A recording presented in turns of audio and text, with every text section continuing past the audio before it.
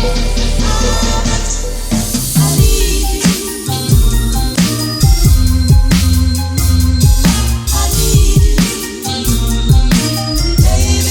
what up guys? What's going on? Welcome back to another Sunday Q&A video. I asked you guys to send me questions via Instagram. Boom! Link right here for my Instagram as well as my Snapchat. Bam! Link right here for my Snapchat. By the way, I want to thank you guys for being so freaking awesome. I cannot believe how many questions we got in this week. Thank you guys for being so freaking awesome and supporting what I do here on this channel.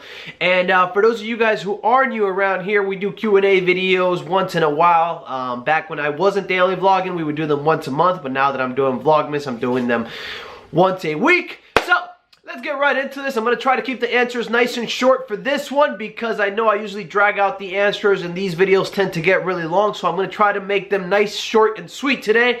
And without further ado, let's get right into this. Alright, let's start things off on Instagram. Here we go. First question comes in from Esteban. What's going on, Esteban? He asked me, hey DJBarr, when did you learn how to scratch?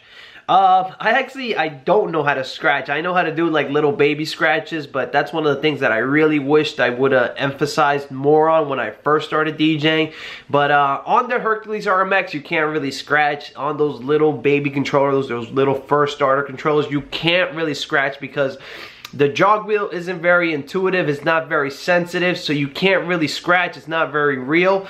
So I actually started learning on my second system that I got, but I'm not very good. I can like get away with it, I can scratch things on beat, but I'm not some kind of crazy crabber. I can't do some kind of crazy turntablism. How much do you charge per clubs and how much do you charge per mobile gigs? I've answered this question multiple times. For mobile gigs, I told you guys I have multiple packages. They usually start out at around 600 bucks and they go anywhere from like 1,000, 2,000. It's tough for me to give you an exact answer because not every party is around the same. Usually they range, I want to say the midpoint is around 1,000 bucks, 1,500 bucks. Some of them, like for holiday parties, are a lot cheaper because companies don't want to spend a lot of money and they're little 4-hour parties, so it's all over the place. For clubs, you're kind of at the mercy of the promoter.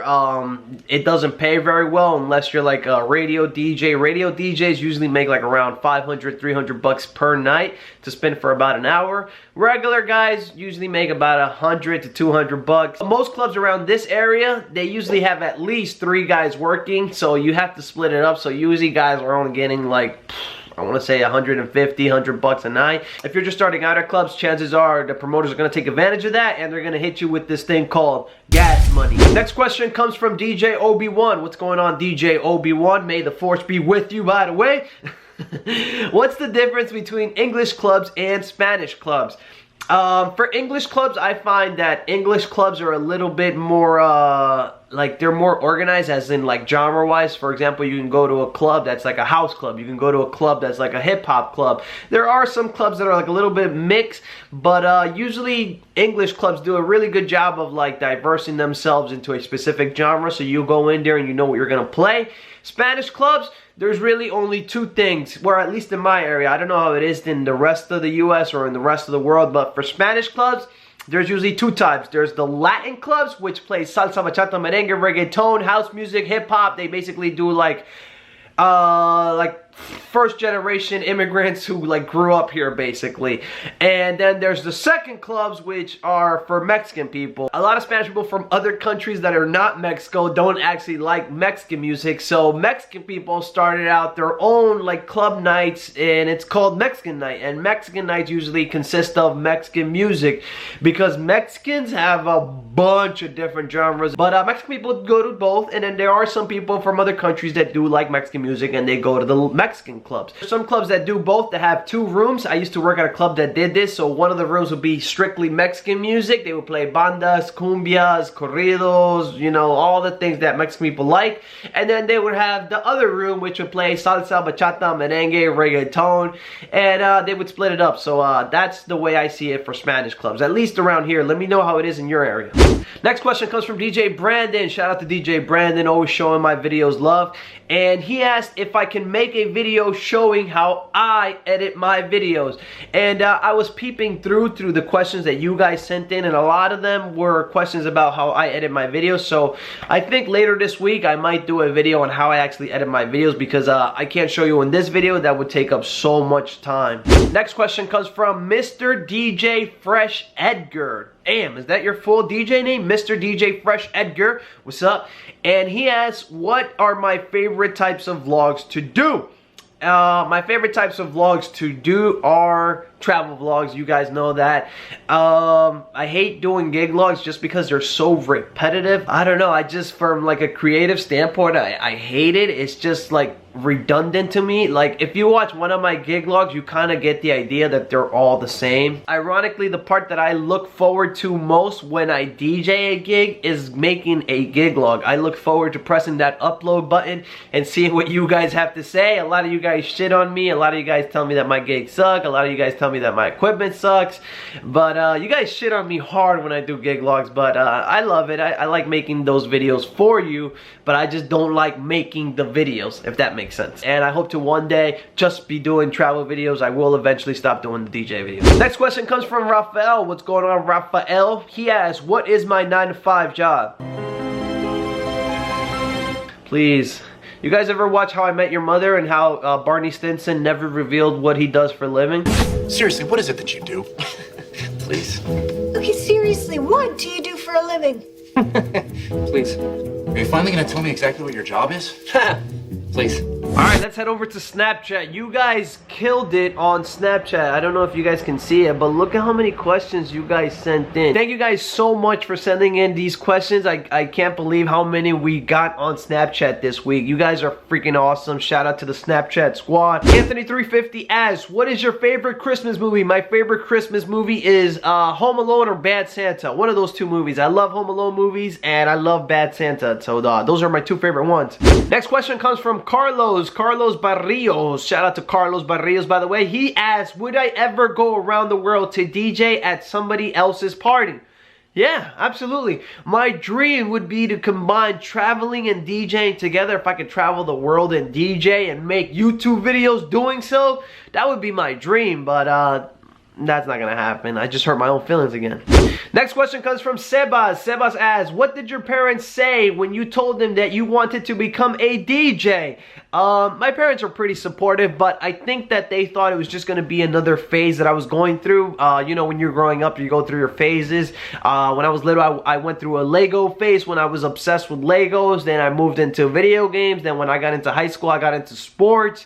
And I think they probably thought it was just gonna be another phase that I would outgrow, but I actually ended up making it into a job. There was a point where I was doing this specifically full-time every single day of the week. I was DJing, and they were actually pretty supportive. I'm sure at the start they were like skeptical about it. They were always worried about me going out late at night, coming home early hours of the morning, but eventually they got used to it because they figured that I was making money out of it. I wasn't doing drugs, I wasn't drinking. I don't drink, I don't do drugs, so they had nothing to worry about. They've always been very supportive of me. When they saw that I was actually starting to make money, they saw me lugging around my PC, my monitor, my keyboard, my speakers. My dad actually went out of his way and bought me a laptop. He gave me my first laptop, which I still have, and that's my backup laptop that I have stored away. I think he felt bad for me, seeing that I used to have to unplug my big desktop living room to go DJ like little house parties and things, and eventually he got me a laptop, which was awesome. What was your worst gig or event, DJ Lucas? My worst gig or event? I think my worst gig or event was the time I was DJing a nightclub. I told you guys about this story, I think. But I was DJing a nightclub and they were having an issue with their power, I think it was. And basically the sound kept cutting off. And I was headlining that night. I was booked to go on prime time. And the club was freaking packed. But the DJs before me were complaining that something was wrong with the sound, that the power was going in and out, that it was losing power. And I knew going in that with my luck, that the sound was gonna cut off when I was DJing. And lo and behold, I plugged my computer in, I'm DJing for like 5 minutes, and then poof, everything goes dark, system cuts off. And yeah, I start getting my ass booed by like 350 people. Everybody in the Spanish world starts going culero, culero, and that was pretty bad. That was probably my worst experience. It wasn't my fault. It was a problem with the actual club, but that was my worst experience. I hated that night. It was terrible. Are you planning on getting your own equipment in the future? Yes, I am planning on getting my own equipment in the future. Actually, pretty soon I'm planning on getting equipment. I was going over the math like last month, and I spent a lot of money on renting equipment. It didn't make sense before for me to get equipment because I wasn't doing very many mobile gigs. I was mostly doing clubs, so it didn't make sense for me to have equipment just sitting there. But now I'm DJing a lot more mobile gigs, so I think it's finally time for me to invest in DJ equipment. But I don't know when, and I don't know what specifically I'm going to get. DJBarr, what is your favorite classy food? My favorite classy food? I mean, I love steak. I love steak and lobster, but my favorite food is probably just Nicaraguan dish called gallo pinto, which is just rice and beans. How did you get your DJ name out there? Like, how did I get my DJ name? My DJ name is actually my real name. My real name is Bayardo Antonio Rugama Ruiz. And if you take the initials from that, it makes Barr. So it's Barr with 2 R's. By the way, one of my pet peeves is when people call me Barr with 1 R. It's Barr with 2 R's. 2 R's, people. How did I get my name out there? Social media, that's the best way to do it. Alabaster asks, when am I coming to Chicago? Shout out to DJ Esto from Chicago, Illinois. Alright, shout out to DJ Esto, and I hope to visit Chicago soon. I really want to do a travel vlog about Chicago. Are you running any clubs down there that I can spin at? DJ Eric from Grand Rapids asks, will you stop DJing when you get into a relationship? No, I will not stop DJing if I get into a relationship. I will probably stop DJing because I'm bored of it. Do you think dubstep will ever be mainstream? No, I don't think dubstep will ever be mainstream. Just my opinion. I think the dubstep wave is past, and I think it missed out on its chance to make it mainstream. But I could be wrong. Everything comes back around. Everything is a cycle. So maybe it comes back around in another wave, bigger, better, badder. But I don't think so. I think dubstep is pretty much done for. Where do you see yourself in 5 years as far as DJing goes? Maybe producing your own tracks? I don't think I'll ever get into producing. My focus has completely shifted. I'm not really too worried about my DJ career, I guess you could say. I'm more focused on YouTube. YouTube is like my goal right now. I am like 100% laser focused on YouTube. YouTube is #1 priority right now. And I told you guys, about 2 years ago, I kind of plateaued. I was headlining clubs. I was doing mobile gigs. I was doing pretty good for myself, but I plateaued. I wasn't going anywhere. And once you plateau, there's only 2 ways you can go. You can either go up or go down. And I think I went down because I don't know, I just wasn't stimulated by DJing anymore. I picked up YouTube, and I don't know, I started falling in love with YouTube, and my focus has since been YouTube. So I'm more focused on YouTube more than ever, especially now, as you guys can see by the daily uploads.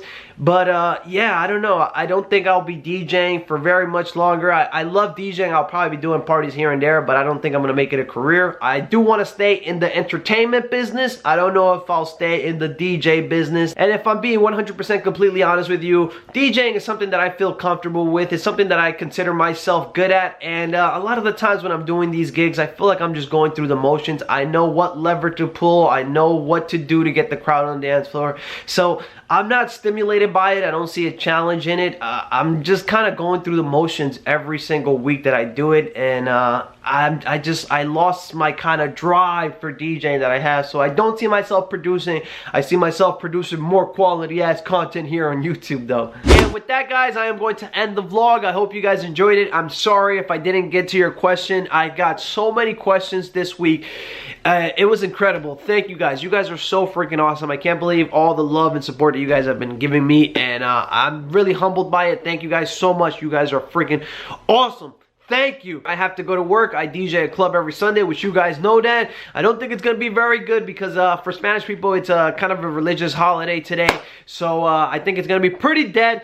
But I do have to work, so I'm going to end the vlog here. Thank you guys so much for watching. I hope you enjoyed this video. If you did, please slap a like on it. Leave any questions, comments, or concerns down below. And if you don't have Snapchat or Instagram, feel free to leave your questions for next week's Q&A down below as well. Thank you guys. You guys are awesome. And if you're not subscribed, be sure to subscribe for more videos. And be sure to hit the bell. Peace out, guys.